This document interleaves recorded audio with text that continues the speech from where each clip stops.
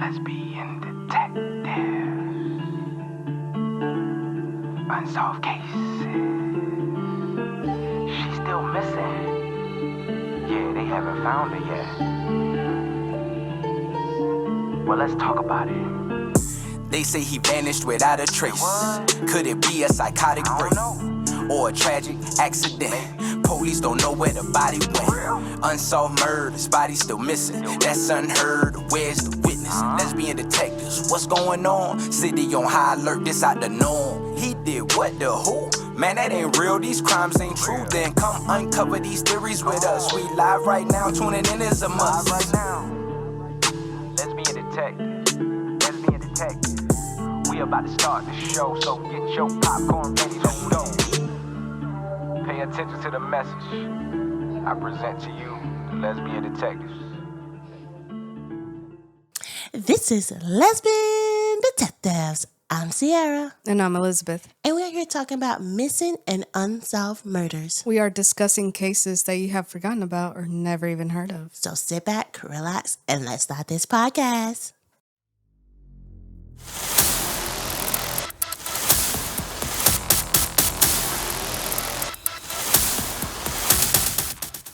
This is the case of Relisha Rudd. This case was actually a suggestion. So shout out to the person that actually suggested this case for us. I actually heard this case before. And when it first started developing, this case is very, very sad. So I hope we do this young lady justice. Relisha was born on October the 29th, 2005 in Washington, D.C. She was born to her parents, Shemeika Young and Irving Rudd. Her mother, Shemeika, spent a lot of time in homeless shelters growing up, and she entered the foster care at the age of 6. Wow, that's young. Shemeika's mother, Melissa, would come in and out of her life throughout the years, but ultimately, she would age out of the system when she turned 18. About a year later, Relisha was born. Her father was convicted of involuntary manslaughter of his 17-month-old daughter in 1992. Jesus Christ. Rough upbringing. Mm-hmm. Apparently, she'd been beaten and thrown against a table. She later died from her injuries. After Relisha was born, Shemeika and Irving moved into an apartment complex in the neighborhood of Edgewood. Here, they would have another child together, a boy. In July of 2007, when Relisha was only 1, the first report from Child and Family Services came in. Relisha had some very apparent injuries on her body. They also reported that there was inadequate food and supervision for Relisha and her newborn baby brother. The police were contacted, but it was determined that no assault could be confirmed and no children were removed from the home. That's crazy to me. If you see that the child has bruises on them and they weren't taken care of properly, why was they still at the home? CPS failed them. Right. Clearly. Jeez. That same year, Shemeika and Irving moved out of the apartment complex after someone started shooting and injured 7 people in total. Eventually, Relisha's parents ended their relationship together, and Shemeika would meet Relisha's future stepfather, Antonio Wheeler. They would go on to have 2 more boys together, giving Relisha a total of 3 younger brothers. Unfortunately, the alleged abuse and neglect didn't stop with Relisha's biological father being out of the picture. God. Yeah, she had a rough upbringing. It was just sad. Like, reading her story, this little girl, I'm like... She just couldn't catch a break. Right. It was sad all the way around. I'm just like, wow. Yeah, my heart breaks for her. In April of 2010, there was another report made to Child and Family Services. In the report, it was alleged that one of Relisha's younger brothers was not getting the required medical attention he needed after surgery. The report also mentioned that the family was living in, quote, environmentally unsafe conditions. It noted that there was debris and cigarette butts all over the apartment and that the children were bathing themselves without supervision. Again, none of the children were removed from their care. Just like, how CPS? Like, did you just not care? Or did they sometimes I know that CPS, they will lie and say that they went out and visit some kids, but they really didn't. It was like lie on the paperwork. Like, oh, we went and visit, but they really never did. Because, like, how many reports is somebody going to make before you actually get up and go do some action? Because if you saw all that in the house, why was them kids still there? I feel like CPS not only, I mean, they only cared clearly about a paycheck. I feel like for them to get the job, they really have to care. And there's really no money that you can pay somebody to care. It just has to come from within. The family bounced between many different apartments during this time, often getting evicted. In the end, at least 5 of Shemeika's former landlords would try to take legal action against her for breaking tenant's contract. Eventually, the family would end up in a motel for about 3 months before going to the DC General Shelter in 2012. The DC shelter basically provided housing as well as other assistance to families it deserved. It wasn't a place where you just randomly checked in for the night and then left. These families were under the care of the shelter. They participated in programs to help them get back on their feet, and they had to be there every night. The shelter was funded by the city. The building was absolutely infested with bugs and pests.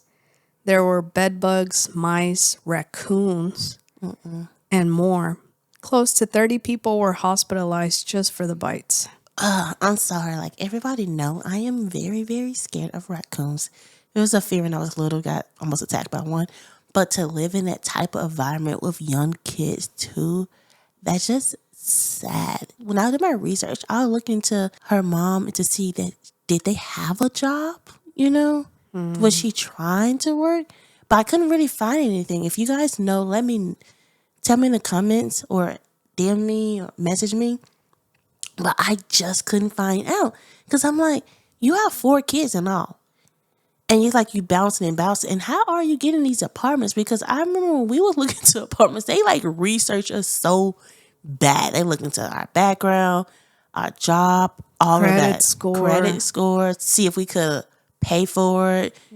So for her just go to apartment after apartment after apartment. Well, we were looking at the nicer apartments. She was probably just getting whatever, Yeah. you know. And I wonder how much was those apartments each month. Back in the time that it shouldn't be like more than like probably 500, 600. And it doesn't matter. If you don't have the money, it's hard to come up with even that number. A little background story of myself. We used to live in a house, and I was in 4th grade. So this was maybe like 20 years ago. And basically, I think rent was $400, $500 for a 2-bedroom house. And my dad he could afford it easily. He was a mechanic, but because he was an addict and preferred other things, he couldn't pay the rent, or he chose not to pay the rent, and then we got evicted. So I'm telling you from personal experience, like, it doesn't really matter the amount. Somebody who is not responsible isn't going to be able to even pay that. Right. Not responsible with their money. Exactly. But he was irresponsible with many other things, but I digress. Yeah. There were also several reports of sexual assault. Shelter workers taking photos while residents were showering. Money being exchanged between employees and residents for sex, tax scams, and even a child being taken and recovered a year later in LA as a possible victim of sex trafficking. This was not a good environment. And I wonder how they were staying like open for so long. That makes no sense. The police had to know. Like, they had to know. It's sad. How do you stay open that long? It's like you got the bug bites and then you have this going on too. What were they doing? Like, really, this is not a good environment at all. No. I feel so sorry for them children that was there. A broken system. Very broken. She would often call it the G or the trap house. It got to the point where she was known to ask her school security guard, Regina Pixley, if she could stay at school a little bit longer instead of going home to the shelter. She even faked asthma attacks so she could stay with her Aunt Ashley Young instead of going to the shelter. It is extremely apparent that Relisha would have done anything to stay away, even if that meant being without her mother. stepfather, and brothers. I mean, she loved them, but it seemed that she was just really scared for a child to fake an asthma attack, not to go back home. She was scared to go. It almost seems like that shelter was hell. Yeah, it seemed very well. Despite her rough situation, she was by all accounts a good kid. She loved singing and dancing and still slept with her teddy bear named Baby. Aww. She was in Girl Scouts, to which her grandmother Melissa would state that she ate more cookies than she sold. My Girl Scout cookies be amazing. I be ready for each season. But she enjoyed it. Relisha was also in cheerleading, which is where she would receive the most support. Her cheerleading coach, Shannon Smith, remembers when she first met Relisha. She walked right up to her and asked her to be on the team. And she started showing her how she'd been practicing spelling victory with her arms. Shannon Smith was very impressed that at the time, a first grader was able to spell such a big word. Relisha was immediately accepted to the team. Aww. This is when Shannon Smith became very close to her. She noticed that she would often come to school with dirty clothes, dirty hair, and an empty stomach. Eventually, it became pretty routine for her to take Relisha to the restroom to clean her up before class and to keep clean clothes on hand for her to wear at school. That's very nice of her. Oh my God, yeah. Shannon Smith also recalled some other incidents that disturbed her. There were several days where she noticed that Relisha and one of her younger brothers were among the last to be picked up by their parents. She also recalled a specific incident in which she was late returning from a field trip she'd chaperoned, only to find Relisha and her brother still at the school waiting to be picked up. That's so sad. And it's hard for a kid to be like picked up last. Like, I remember I was in elementary school. I was like, all the time, I'm like, be on time. Because I'm like, I do not want to wait for you. That's neglect. And then the fact, I mean, we don't know if the parents were working, but if they weren't, like, what excuse is that? Nothing at all. You don't have an excuse for leaving your daughter at your kids, because it was her brother too, at school all day long and not picking them up. First of all, that's dangerous because anybody could have easily got them. And I know too, a lot of schools, like, they start counting that against you now because that's neglect. Some schools, like, I don't know if their school like that, but the office worker would not leave. Like, if you was late picking your child up, you have to stay in the kid to stay in the office until their parent come. I had to do that one time, but my mama got into a car accident. She's okay, guys. But that's only one time that I was, like, in that building. But it was a true emergency. Yeah. So Shannon calls their mother and offers to give them a ride home, but Shemeika refused to give the address of where she was staying, and she hung up on Shannon. Shemeika then called the school directly to ask them to tell Relisha and her brothers to walk home. Shannon Smith would tell the Washington Post, quote, "All the girl wanted was to be hugged," end quote. That's so sad.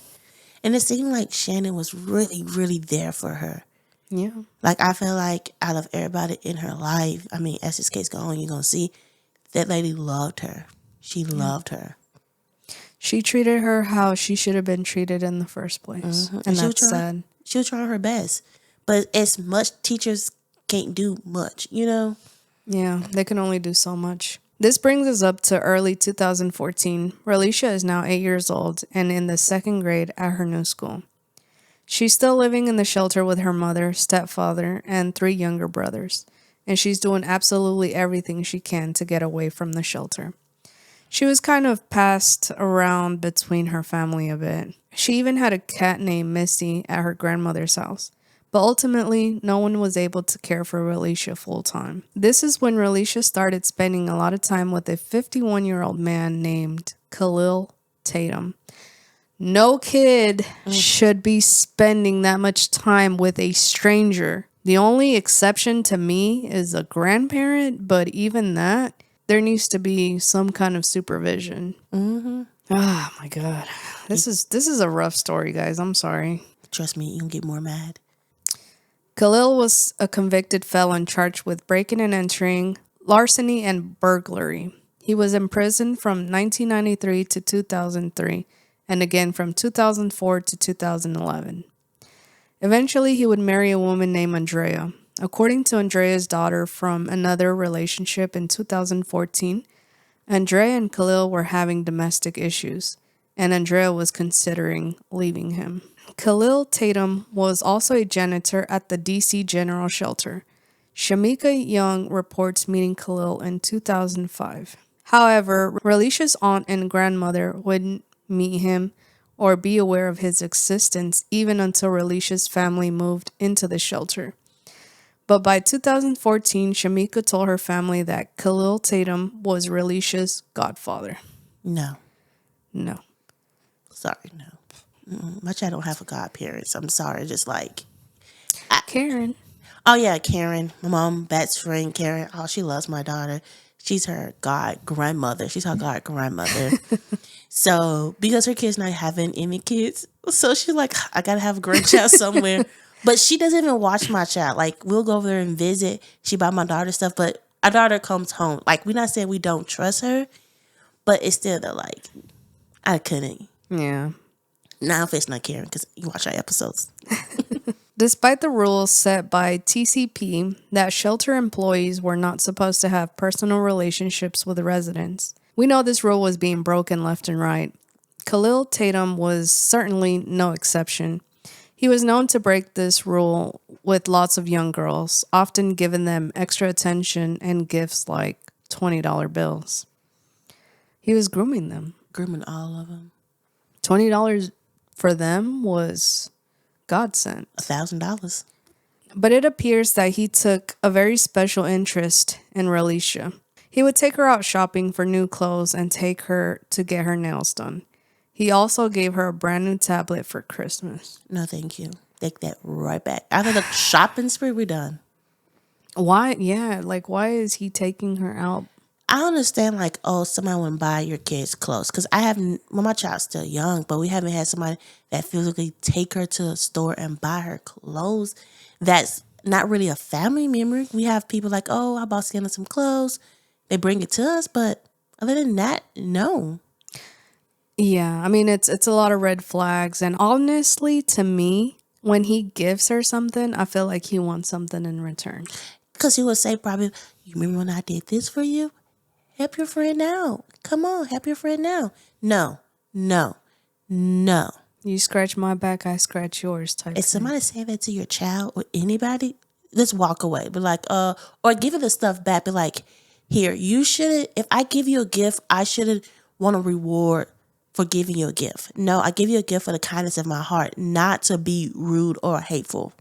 Yeah, He was grooming her so bad, and her parents like let it happen. They didn't care.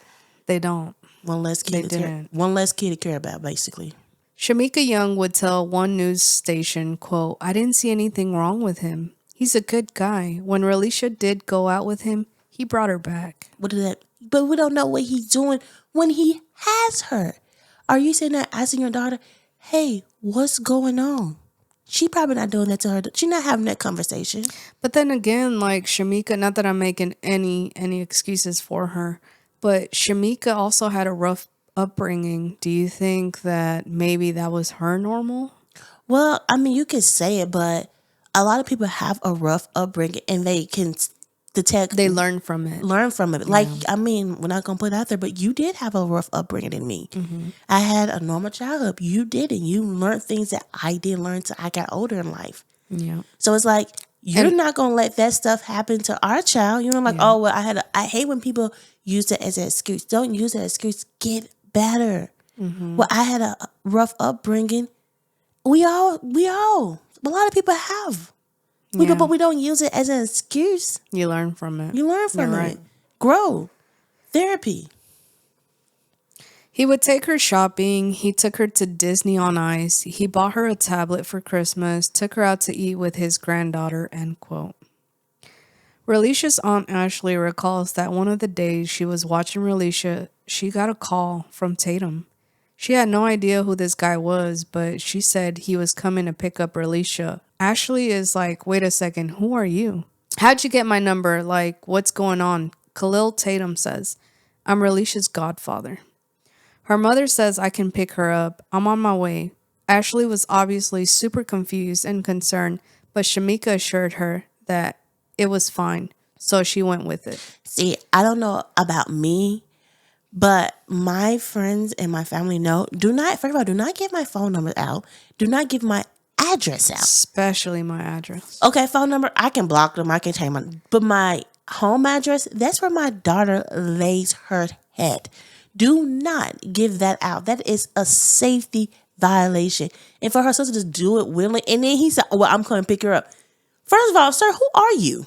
Yeah. He would not care. If that was my niece, I don't give a care what my sister said. I will meet you somewhere or I will drop her off, but you are not stepping a foot in my house. Exactly. The flying flicker. Almost cuss. Sorry, guys. Got a little. That's why I couldn't do this case. Like, Oh, gosh. Yeah. okay, keep going. Sorry, guys. Ooh, got a little hot in here.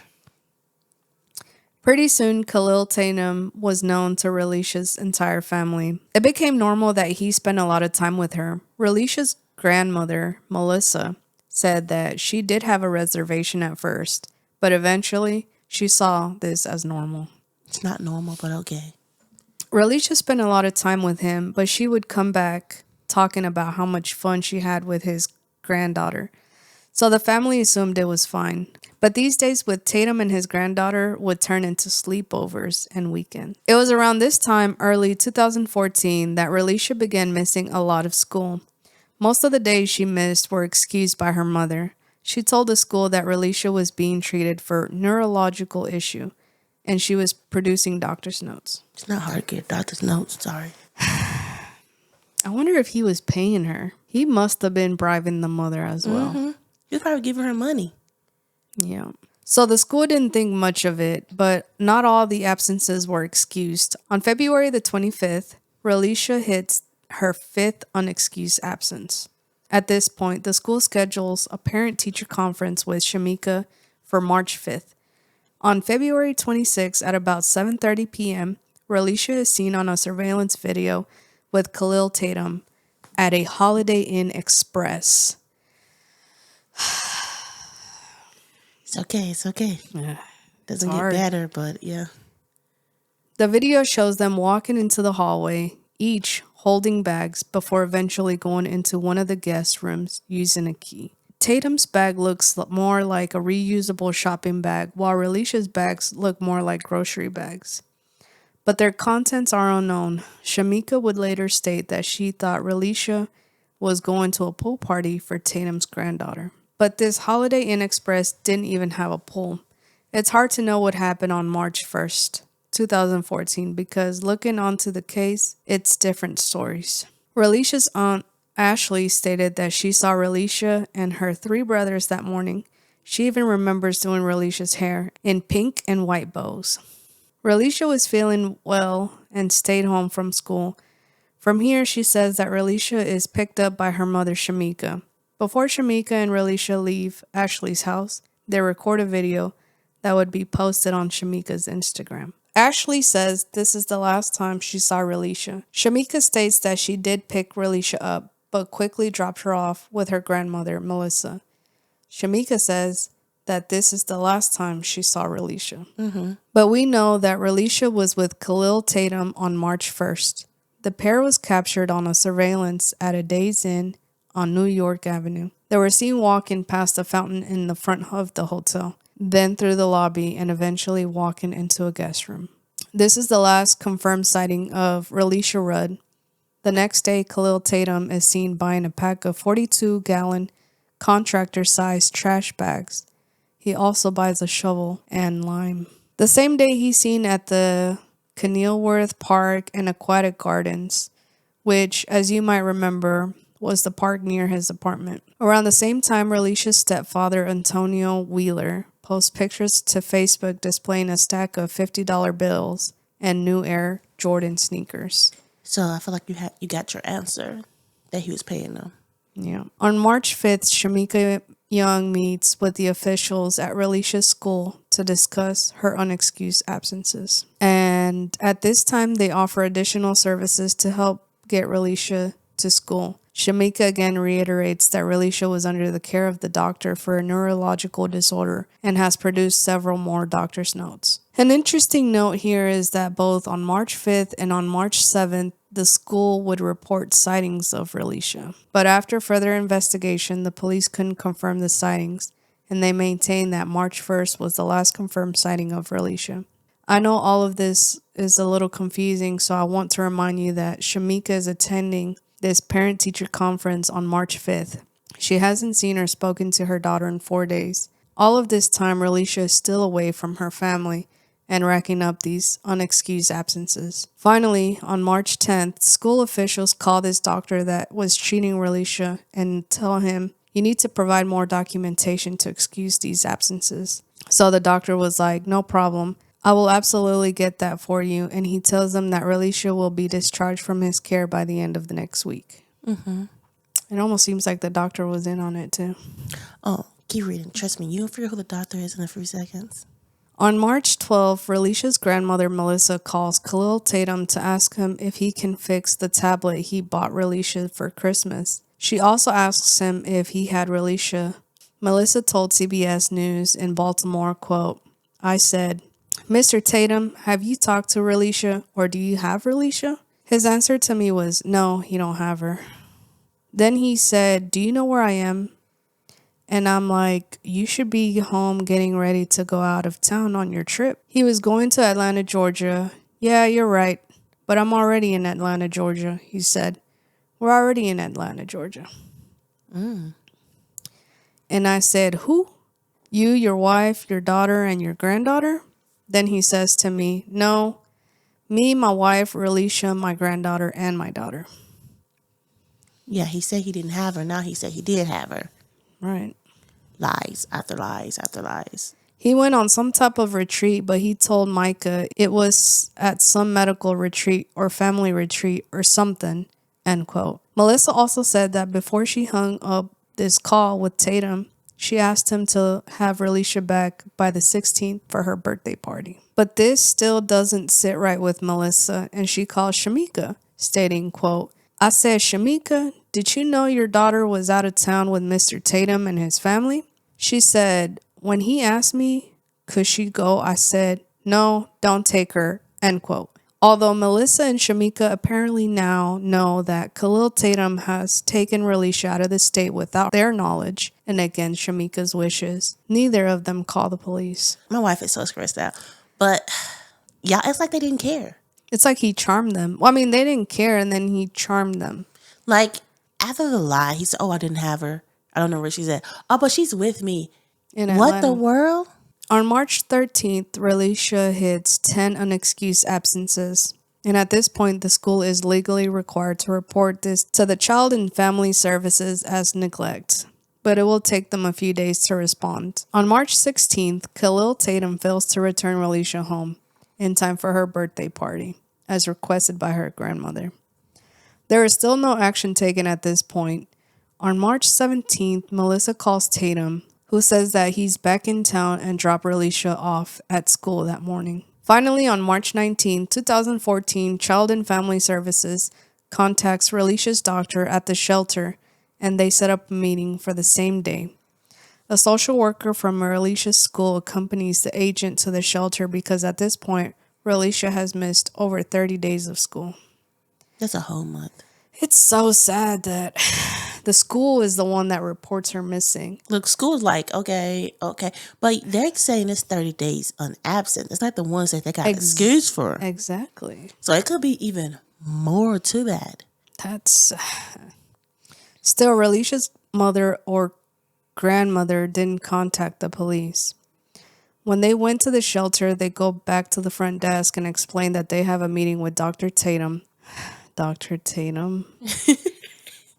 I love making my wife read it because she's like, oh, shoot. Like, she has like light bulb moments as she's reading and like, it's crazy. After a lot of confusion, an employee at the shelter explains that there is no Dr. Tatum at the shelter, only a Khalil Tatum who worked as a janitor. On top of that, it appeared that Khalil Tatum abruptly left his shift early that day and could not be reached. At this point, they called the police to speak with Relisha's mother and stepfather to help explain what in the world was going on.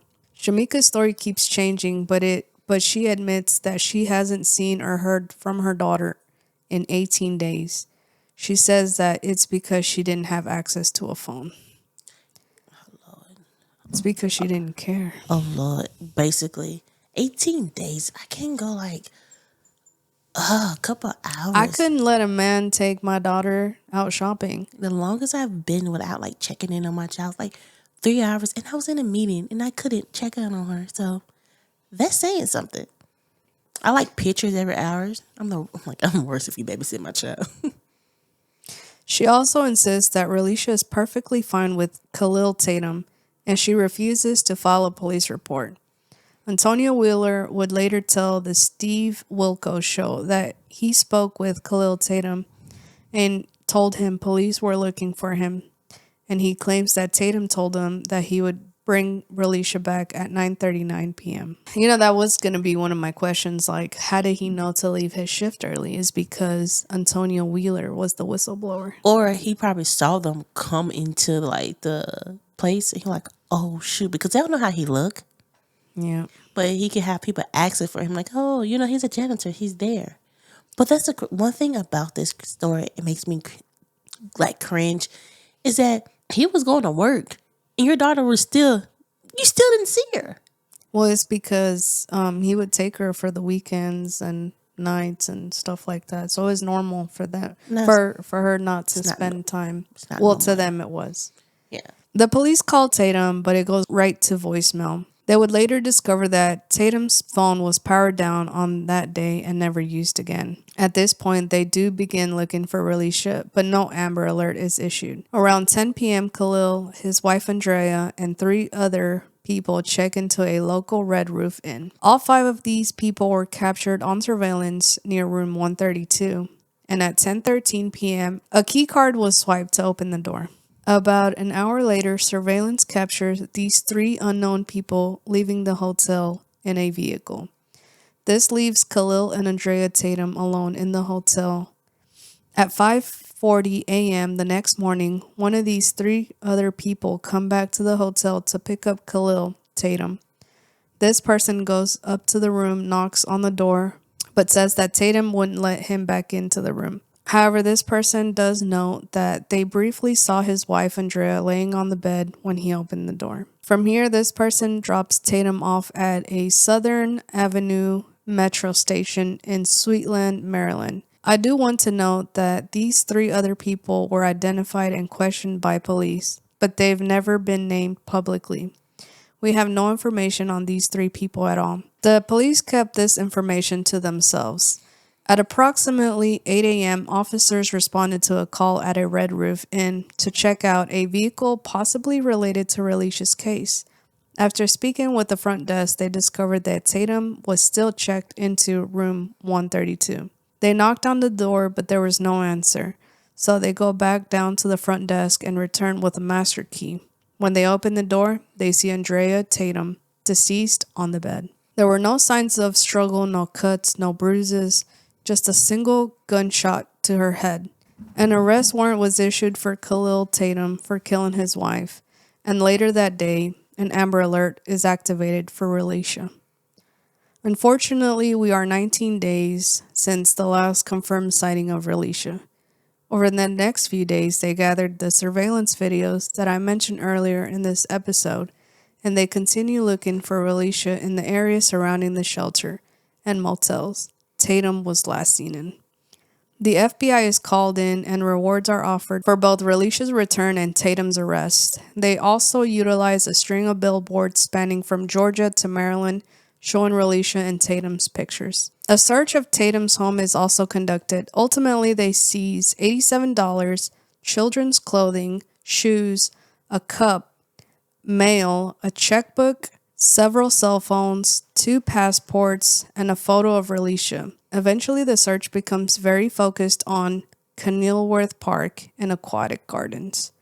By March 27, DC PD Chief Kathy Lanier says that she was hopeful that she would find Relisha, but admits that it's mostly likely a recovery mission at this point. I have to stress that this park is huge, spanning about 700 acres, and there are several heavily wooded areas. There are a lot of bodies of water that lead to the Anacostia River. But they searched the park all day with about 100 officers, firefighters, and cadets. They also empty all the garbage bins into a large truck to search the contents. Unfortunately, they did not find Relisha.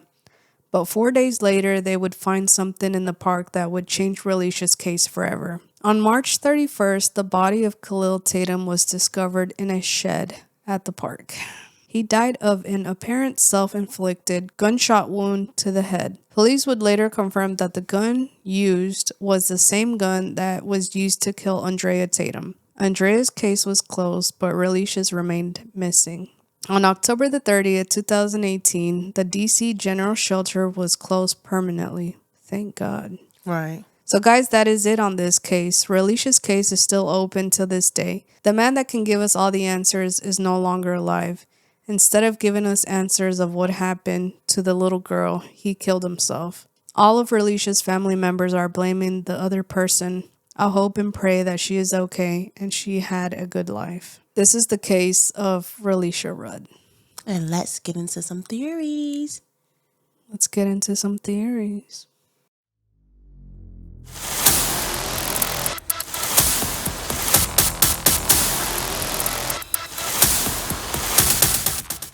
When the person asked me to do this case, I mentally wasn't prepared because I know this story. I know about this case, and we all can have a picture of what kind of life this young lady lived. And we all can picture what happened to her. Yeah. My theory is that she didn't make it out that hotel room. I don't know what physically happened, but I feel like he was grooming her, and I feel like he probably was touching her inappropriately. And I feel like for some reason, she fought back that day. And I think that's what happened. I feel like since he's already had so many domestic violence incidents with his wife, he probably got mad and hurt her. Mm-hmm. And the family tripped me out when I was like reading this. They blaming each other like, oh, well, you did this, you did this. You know what? Y'all all felt her. Yep. You all let her down. A grown man taking your child out shopping, Disney on Ice, having her on weekends? Checking her into a hotel room? Hell no. And I felt like he killed his wife because she knew. She knew what happened. She probably threatened to speak to the police. Yeah, she probably they probably got into a fight. He was like, she probably like, hey, I'm gonna tell the police what happened. And he killed her. And one thing I want to know is he always was with his granddaughter too. I wonder if the police ever sat down and talked to her about what happened around them, because she probably know much too. Yeah. I just feel like I have like so many cases I never blame the parent. I never blame the parent. This case I'm blaming the parents. You can't tell me. We did blame the parent with Antoinette. Yeah, well, we found out she really sold. This one, she sold her daughter. You can't tell me otherwise. She sold for her husband to be posting money online and new stickers, and y'all don't got no place to live. First of all, why are you stacking money like that online? And I wonder if the police can really go for them for child endangerment. Neglect. For her to talk online like, oh, I love her. You didn't. I'm sorry, you didn't. Because for you, you knew. To me, she was in the foster care system. She probably saw a lot and everything. She had to know what was going on with this grown man with your daughter. Yeah. And then you didn't see her. I'm sorry, as a mother, like my daughter has spent the night over my mom's house a couple of times. And I'm like, hey mom, let me see my daughter, call me. And she know I'm one of them parents that you would hate to probably babysit my child. Because I like to check up. I want pictures every hour because I want to see what my baby doing. And she laughing. What's she doing? Mom get tired of me, but she does it because she know I'm a new mom. Even when she get older, I'm like, hey, call me again. And that's the only place that she's ever spent a night in besides our home. Mm-hmm. Because we're not very trusting. Because there's cases out there like this. She has been watched by other people, but they come to our house, which we have cameras we can see. But like, other than that, no. So like... one thing that I want to touch up on is the fact that there was another kid that was being trafficked. Mm-hmm. I wonder if he was the one that had her as well. Right. What if he was running that ring? That's how he came up with the whole Dr. Tatum. You know what? Never thought of that. And that makes a lot of sense because he probably did this a lot. He probably had many more girls out there. He realized probably that he didn't want, that one was being trafficked. So he probably decided he wanted somebody just to himself. And the granddaughter, she was just bait. Or she could have been a victim herself as well. I know a lot of sick people that do this. They like to take pictures. They like to take videos.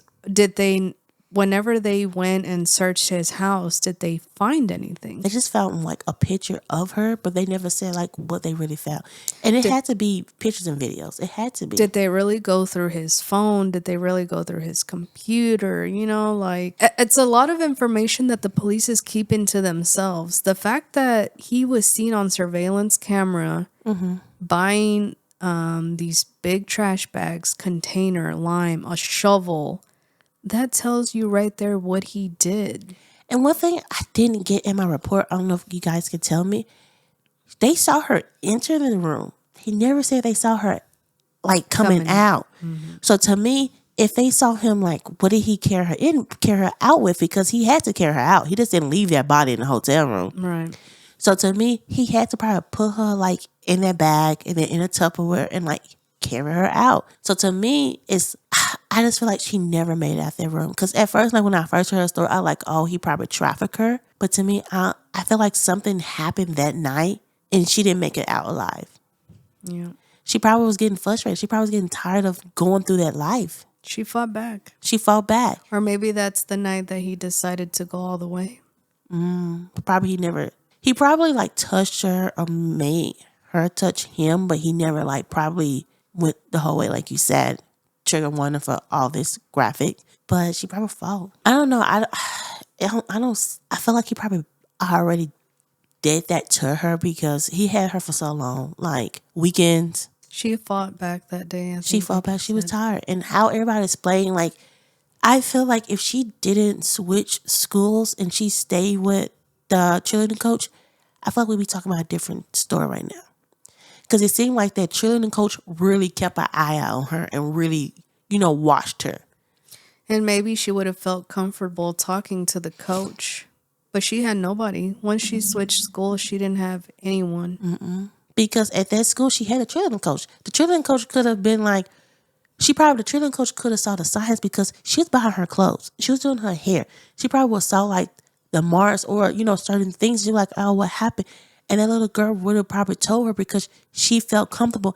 And to me, when she lost a cheerleading coach and he started like grooming her, it was so easy for him to groom her because she needed that, love. I wonder what the reason was to put her out of that school. When I read online, because the school like got big, they had to separate the kids. Like some kids in this division, some kids in that. Mine went through that too. So I just felt bad. Like I mentally wasn't prepared for this case because I know that she had such a rough life. And it's so sad that nobody cared. I mean, people cared. That's the thing about it. People really did care about her, but it wasn't her family. I put this on everything. Her mom sold her. She sold her to him. And you know what he kept doing? He kept giving her mom more and more and more money. Yeah. Because it seemed like the mom was like, oh, money, money, money. Because for the stepdad to post the things that he posted online, they got money. He was a con artist. He was a con artist for sure. It was a charm. He charmed them so much. And then, like, I really read online the mom, like, oh, I'm blaming the grandma because she let her go with him. The grandma, like, oh, I'm blaming her because, no. It was everyone's fault. Everybody's fault. And it's the crazy thing about it. And then y'all just kept, I felt like they didn't want to deal with her, too. Because nobody wanted her in their house. They kept like, hey, you go here, you go here, you go here. She never stayed at somebody's house. And I feel like the police, they know that she's not alive anymore. They just can't find her. That's the problem. They just can't find her because we don't know where he buried her. Yeah. And to me, he weak. You gonna kill yourself? To me, if you knew you was gonna kill yourself, you you're like, oh, you done with this? You should have just gave the police the answer, like, leave a suicide note with the information. There's a lot of people that have trouble being honest. Yeah. And he's one of them. I think He knew that they were closing in on him, and he decided to just put an end to it. Oh, yeah, he really did. He's not going to want to face the criticism that he's going to get for his charges. He's not going to want to look at his family or his granddaughter or anyone, and he's not going to want to explain himself to why he's the monster that he is. I hope the granddaughter got therapy because I feel like she saw a lot. Yep. She saw a lot. And I hope one day that she comes out and tell like her side of the story and tell what happened. Because I feel like the person who could like clear everything up is her because she was with them a lot. I wonder if her mom ever, I don't know if it was like the stepdaughter or his biological, I didn't see it online which daughter, like who the granddaughter was blown to.